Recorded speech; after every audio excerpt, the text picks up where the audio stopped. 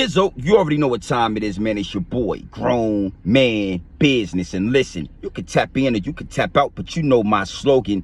You know what I suggest, and I suggest you tap in, so let's get right into it. And reparations is the topic of discussion, my G. Reparations is the topic of discussion, my G, so let's get right into it. And we all know that black people on U.S. soil are owed reparations. You feel what I'm saying? I mean, it's multiple upon multiple different reasons why black people are owed reparations on this land. You understand what I'm saying? Now, I don't want to have to go through the long list of things we contribute to this land, things we have contributed to this land that, if we're taken away, would make this land, America, a fifth world country. I mean, we bring so much to the table. We bring so much and have brought so much to the table. So everybody knows that we are due our reparations. We are owed our reparations, right? So I'm not going to go down the long list of things that, we've done. I'm going to leave that for another video. I want to come at this from another angle, because when you talk to Caucasian people about reparations, they always get up in arms. They feel it becomes a tense moment when you bring up reparations and it's a dialogue or a conversation. They get up in arms. We didn't do that to you. We didn't do it. Our ancestors did it, but we didn't do it. Why should you guys get the money? That happened to your ancestors. Why should you get the money? You understand what I'm saying? And again, we're not asking or begging. It is owed to us. It is a debt that has to be paid back. You understand? So I want to get into this, but we're going to do it a little different today. We're going to do it a little different this time. I'm going to play a video, and I want y'all to hear and listen. Open your ears so you can hear and then listen. And then we're going to come back and we're going to have multiple upon multiple different angles. You understand what I'm saying? Different angles. Because a lot of the times they attach reparations with what happens to slaves. The things that happen to slaves, and that's a part of it. But we can go, into recent times. It doesn't have to go 400 years back. We can go up, recently, 50, 60 years back, and give you examples of why reparations are due. It's guaranteed. There's no other way around it. Let's talk about it. I'm going to come back. Open your ears. You feel what I'm saying? Over the past couple years, more Americans have become familiar with the story of the Tulsa Race Massacre, where a white mob burned a vibrant black community to the ground, which is crazy. Even crazier, dozens of other black towns have been erased off the American map, not by burning them down, but by hiding them underwater. Don't know what I mean? Well, let's find out in a segment called How Did We Get Here? This is Lake Lanier. It's a lake in Forsyth County, Georgia, where people go swimming and boating and fishing and do a bunch of other lakey things. But before it was Lake Lanier, it was a town called Oscarville, Georgia. Now, Oscarville was a thriving, predominantly black community with a church, a school, and dozens of homes, until the year 1912, when a very bad thing happened. Oh, two very bad things. In 1912, two black teenagers were accused of rape. They were tried, convicted, and sentenced to death in a single day. And after they were executed, a mob of white men terrorized, drove out, or killed all the black people in the surrounding area. And they did that until the entire black community of Oscarville disappeared. The county went from having over 1,000 black residents in 1912 to 0 in 1920. That story is so sad, it makes this story look like a comedy. After the black community had been run off, the white people of Forsyth County said, you know what we could use? A big old lake. So they made one, right where the town of Oscarville had just been. They flooded the area and literally covered up the entire town with water. This is what it looks like right now. But the town is still under there. The homes and churches and schools, they're still down there. And now people go boating on top of them. Compared to that, this is truly a rom-com. Now, you might be thinking, what a weird, isolated incident. But just like the rat who ate the pizza in the subway, this story is both crazy and common. Ever heard of Collegia, Alabama?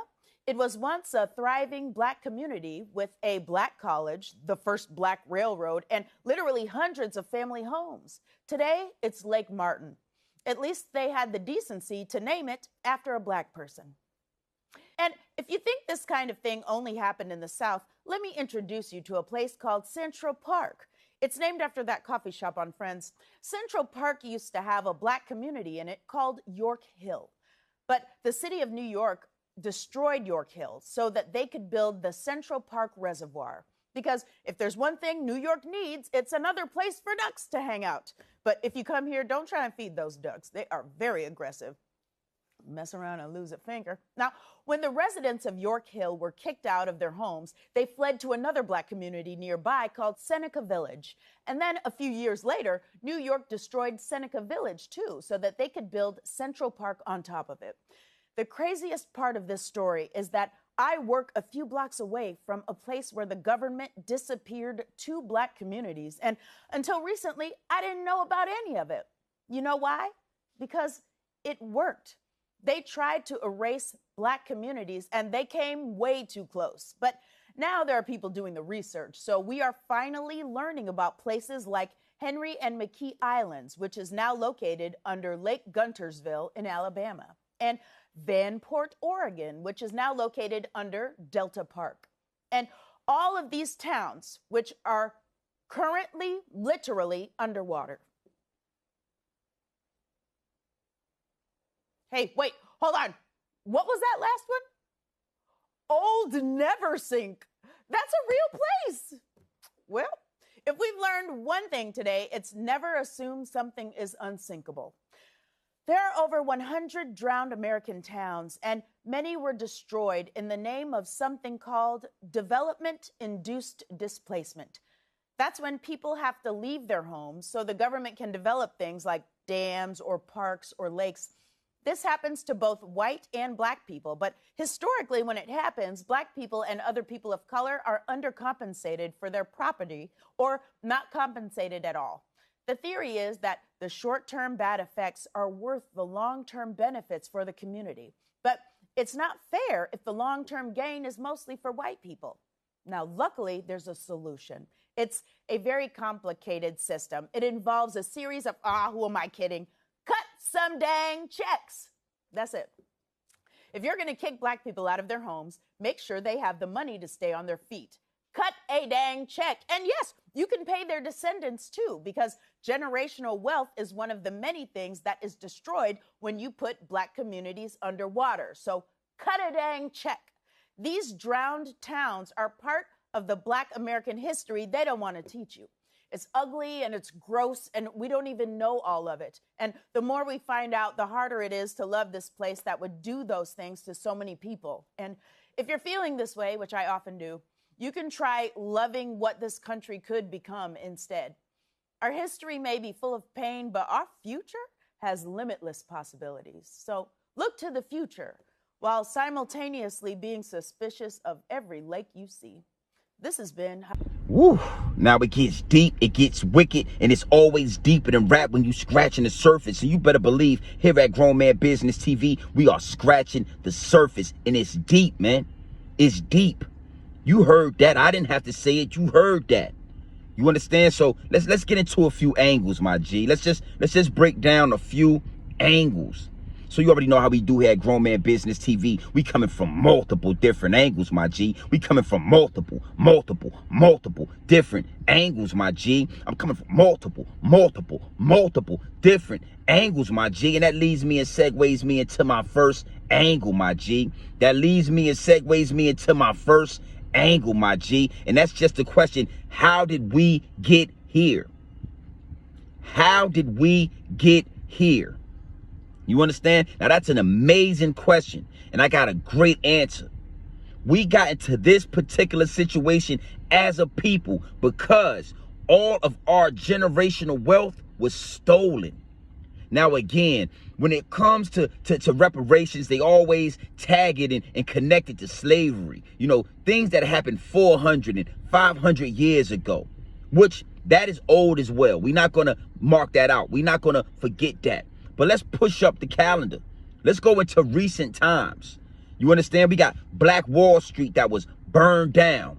Hundreds and hundreds of black-owned homes, theaters, hospitals, barbershops. You understand what I'm saying? Stadiums were all within this city, this black-owned city. And once, we start surpassing our counterparts, they come in, Caucasian people, they come in and they burn down the whole Black Wall Street, kill everything they can kill. And everybody else gets spread out and separated across the land. But they took that land. They took that generational wealth. Now think about it like this.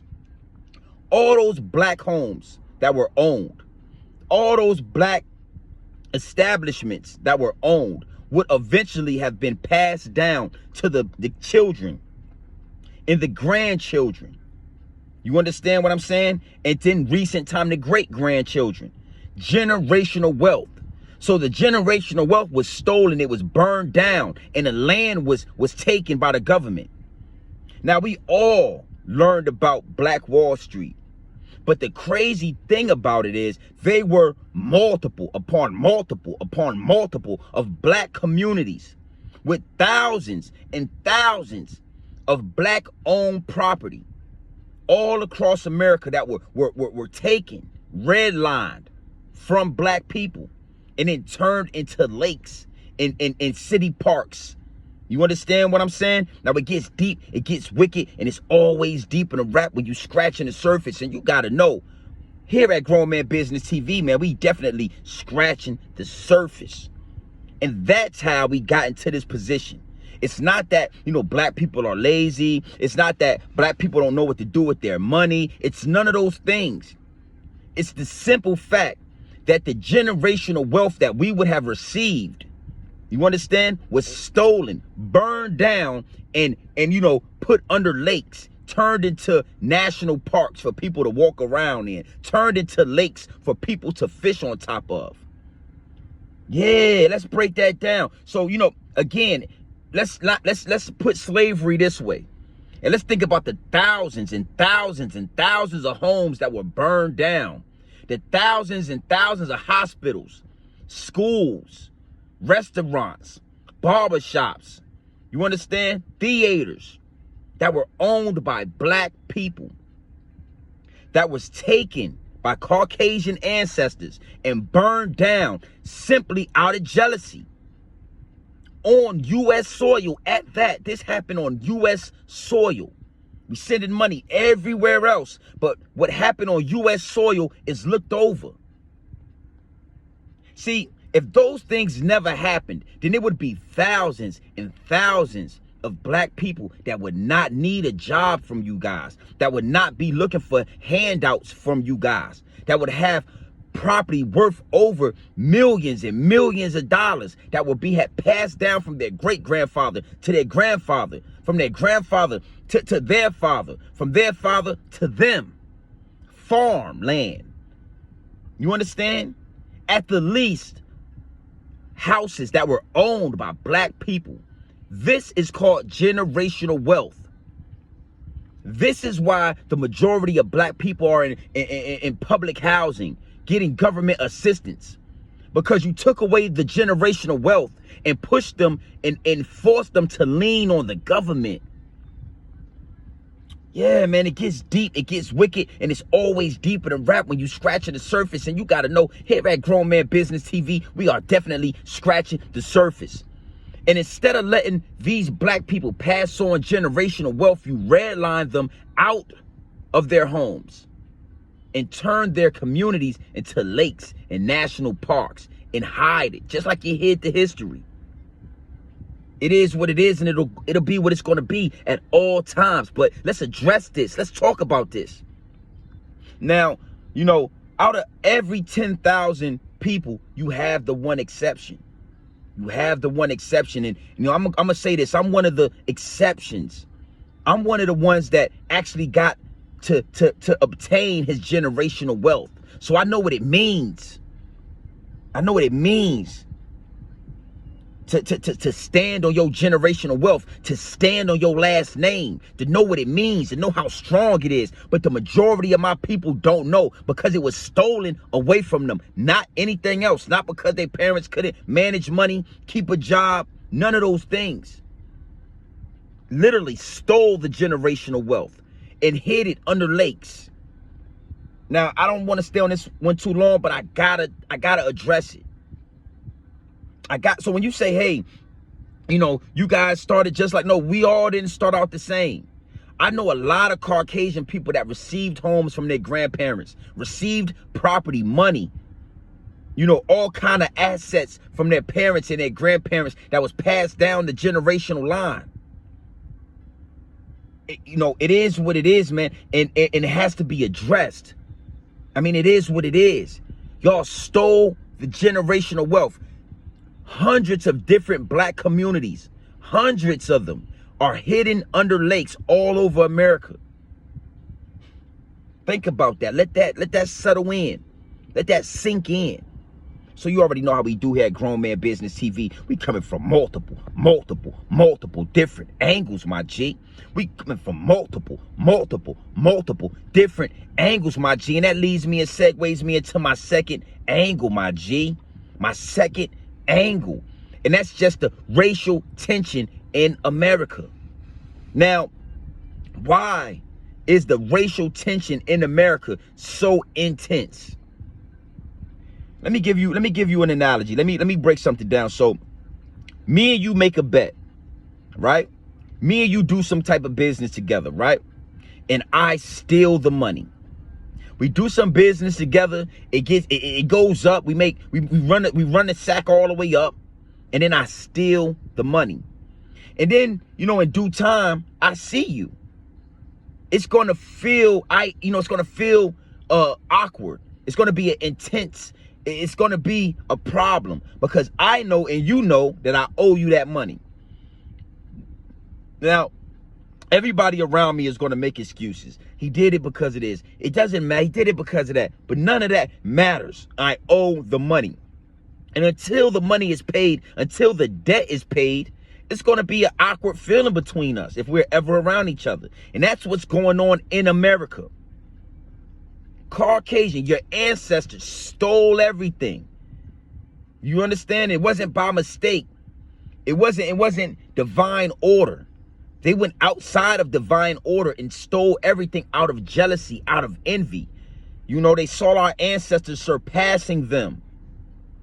And they come and burn the whole community down.